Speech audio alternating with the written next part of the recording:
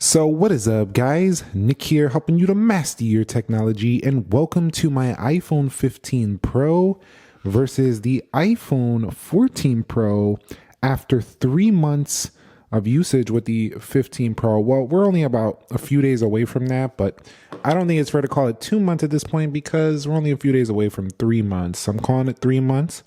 I want to first begin by talking about the price and the value proposition. Right now, the 14 Pro, if you go on Apple's website, they'll tell you can buy it at authorized resellers. You cannot really buy it from them directly anymore.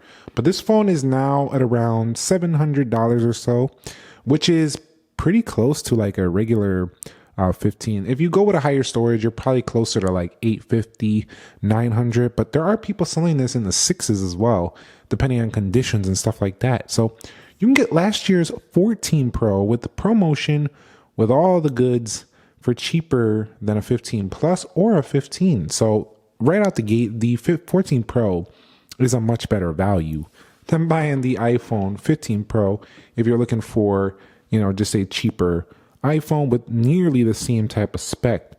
Now, the 15 Pro did not bring the extra zoom that you'll find on the iPhone 15 Pro Max. So 3 months later, I found myself like thinking, why did I buy this phone?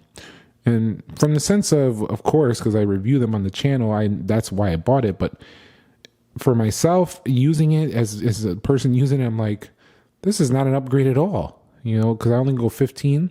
There is Smart HDR5, but in terms of the actual zoom length, the 15 Pro Max was just better. Now, when it comes to the body and the build of both of these phones, the 15 Pro, iPhone 15 Pro feels much nicer to me. Ergonomically, it just feels smoother on the back, and I don't quite care for, heavier phones. So personally, the iPhone 14 Pro to me doesn't feel as good in terms of just everyday usage. The 15 Pro just smooth. It's just nice. The iPhone 14 Pro feels super premium. It feels durable, like it's built like a tank. But you see that smudge right there? It is a smudge fest, especially in the darker colors like the deep purple here or the space black. But if you prefer a hefty, durable tank-like build, the iPhone 14 Pro definitely inspires more confidence. And over my 3 months, I still feel like a little bit more fragile with the iPhone 15 Pro. So I have been putting the 15 Pro in a case. Not that I didn't put the 14 Pro in a case, but I realized I probably never had to put the 14 Pro in a case because the 14 Pro doesn't really need a case. It's that sturdy. But the cameras can crack if you hit it on the right angle. So that's why I was rocking it with a case. But from the actual design perspective, we have the new action button here. That's a little bit different. The top, not too much different. They both have cameras that stick off the body quite far. They're essentially the same look and feel overall. Besides having a different USB on the bottom, we have a USB-C on the iPhone 15 Pro. And the Lightning looking a little bit dated at this point, but I don't think many people are going to care. Now, you would think the display, I'm just going to easily say it's about the same, but if you look closely, you'll see that Apple did reduce the bezels on the iPhone 15 Pro over the 14 Pro. It's not significant, but it's enough to feel it. And I will say that the reason I'm going to pick the 15 Pro all day over this phone is because when I brighten this phone up, it never really dimmed. The 14 Pro, when you hit the max brightness or the peak brightness, although they do have the ability to hit the same brightness levels, the 14 Pro tends to dim a little bit more often in my experience. But other than that, they're pretty much the same. Reduction in bezels is pretty much it. They have the same pixels per inch, the same color accuracy, same true tone feature, same dark mode. Everything about them is essentially the same, besides the fact that we have reduction in bezel, but the sustained brightness is something that I really like because this one would dim often. Definitely, I would pick the iPhone 15 Pro there. It's a slight upgrade, but 3 months later, I appreciate it. And this one just feels more like the regular 15s now, even though that was the Pro of last year. But it still has the promotion, so it has that going for it if you want to pick this over something like a 15 or a 15 Plus. Both of these are running the latest iOS 17.2. You could see with the journal application that was recently launched. We're already on 17.3 beta. Apple just keeps launching betas, dot releases. They never stop. It's a never-ending cycle. But here's the thing. you're basically getting zero difference in the area of software. I'm not even going to talk long about this. Literally the only thing is right here. Action button right here brings some new software through the hardware. So it's a piece of software that's related to that hardware upgrade. And then if we bring it down here to the camera, you're going to see in formats, we do have the ability to change between different photo modes and a couple things like spatial video for Apple's Vision Pro that hasn't launched, but it will be launching very soon as they're already pushing this to the iPhone. So there's a few camera changes. Other than that, software is identical. So after 3 months thinking about this change going from the iPhone 14 Pro to the 15 Pro in the area of performance, I've really experienced nothing serious at all. The A16 Bionic, actually I did experience one serious thing. This phone got way hotter, way hotter in terms of the heat dissipation than the 14 Pro. And while Apple has fixed it, it still tends to get a little warmer than the iPhone 14 Pro. So if you like, better heat management, the 14 Pro is where it's at. It's a really great phone, very strong. Never really had any heat problems with that. With this one, it gets a little toasty. Apple fixed the ridiculous amount of heat it was getting in the beginning, but it still gets warmer under heavier load than the iPhone 14 Pro. But it does have a more powerful chipset, A17 Pro versus the A16 Bionic, which is clocked a little bit higher, a little bit more RAM. So if you want to go a little bit longer term, the 15 Pro is going to be the pick. But at this point, it's going to take several years before that happens. So it's probably really down to your budget and what you want to spend though. Battery life has been better for the 15 Pro, not by a significant margin, but it is a little bit more efficient. It kind of reminds me of the 13 Pro series. It's been more efficient than the iPhone 14 Pro, which wasn't bad. The 14 Pro can easily make it a day, but the cycle count or the maximum capacity, some users were saying was dropping faster on the 14 Pro than usual. And under heavier camera use, the 14 Pro would drain quite fast. So I will say that I have seen an improvement here. It's probably about 10%, 15%. It's nothing major, but both of these phones are an all-day medium to heavy use. They're not going into second day. These are charge every night phones. But, for that one-handed comfort of the 15 Pro and the 14 Pro, really, what else can you ask for? I will say the experience of using USB-C via this cable right here, or the cable you put in here, has been much better for me because I have iPads that have USB-C. My MacBook has USB-C.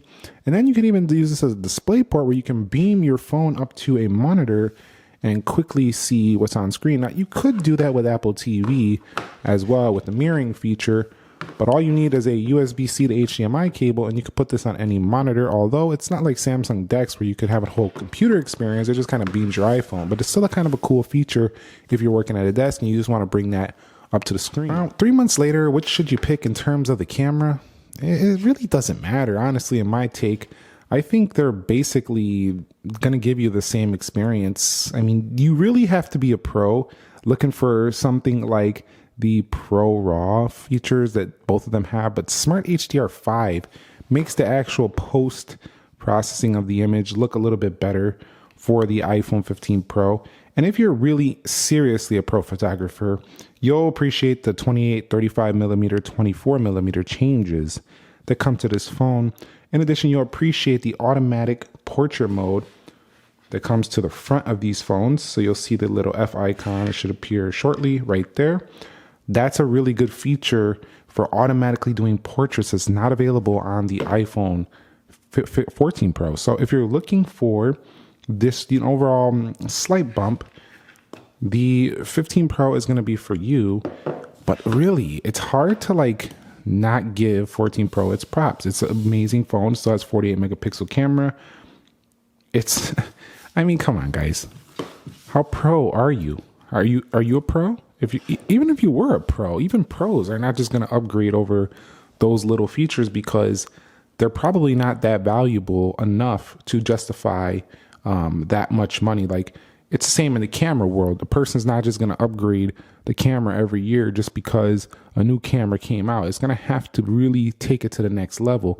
And I'm not sure it does that, but it does bring you a really nice upgrade if you're on the 13 Pro or the 12 Pro, that's for sure. When it comes to the audio, somehow this phone right here was actually louder than the iPhone 14 Pro. I wasn't really expecting that, but it sounded a little bit crisper and a little bit louder. And look at the smudge fest. It's definitely apparent there. Really like the clean look of the 15 Pro, man. It stays clean all the time. But yeah, the audio, I wasn't expecting this, but it was a little bit louder on the iPhone 15 Pro, which can lead to better listening to music and better speakerphone calls as well. But it was only slight, a couple decibels on my reading. So really not major, but something nonetheless. Now, something that took a little bit of getting used to was the action button. And it's not really what it can do. You can see it has the translate feature. You can set it up to however you want, like we showed earlier. But for me, I typically left it at camera because that's how I like to use my Samsung phones in camera. I like how the software looks. But this, I forgot that button was there. I'm just so used to not using that unless I need a silent switch. So in my opinion, if you're only going to use this in the same way you used to use it as a silent mode, just get the 14 Pro. Getting used to the silent being right here was kind of weird. It took me a while to get used to that, but you know, once it becomes a habit, it becomes a habit. And you'll see that that silent button is not really directly right there on the iPhone 14 Pro. So if you want the action button, I would say you better be using it, because if you don't, then if you're buying this just for the action button, you're probably going to forget about it in a couple of days or a couple of weeks if you're not really taking advantage of the features that it does provide. So that could be something you got to think about. Phone call quality, connectivity, Wi-Fi speeds, all these things seem to be about the same year to year here. I did find that I had slightly better reception in basements on the 15 Pro, like lower underground type stuff. My 14 Pro couldn't connect at all, but for some reason my 15 Pro actually was able to lock on to a little bit of a signal underneath, you know, where I live, like under in the basement. So definitely I noticed a slight improvement there. It's not very big though, because it wasn't great. It only had like 1 bar. So I'm not going to give it all kinds of praise. But crash detection is available for both of them. That's pretty cool. Roadside assistance, I think, is the one on the 15 Pro. At the end of the day, final conclusion, this upgrade 3 months later has felt very minor. Besides the titanium feel, that's the major thing. The clean look definitely makes it better. This really reminds me of the Pacific Blue that came on the 12 Pro. I think from the 14 Pro, this is not worthy of an upgrade. If you're looking at this video as if which one should you buy, I would say that get the 14 Pro if you're looking for a great iPhone with a really good price point compared to the 15 Pro. If you want action button, you want a cleaner look, and you're ready to keep the phone for 6 years, 7 years, you'll get a little bit more updates. But if you want to play Resident Evil, maybe a little bit higher console quality games, you'll be able to do that here on the 15 Pro. But it's really hard to find a lot of improvements because there's not many to this upgrade. So both of these are really good. We didn't even talk Dynamic Island because it's the same. Let me know your thoughts. That's my take 3 months later on the experience of coming from 14 Pro to 15 Pro. Thumbs up if you enjoyed it. Subscribe if you haven't already. And let me know which phone you want to see next. I'll catch you on the next one. Nick here. Be sure to be well, and peace.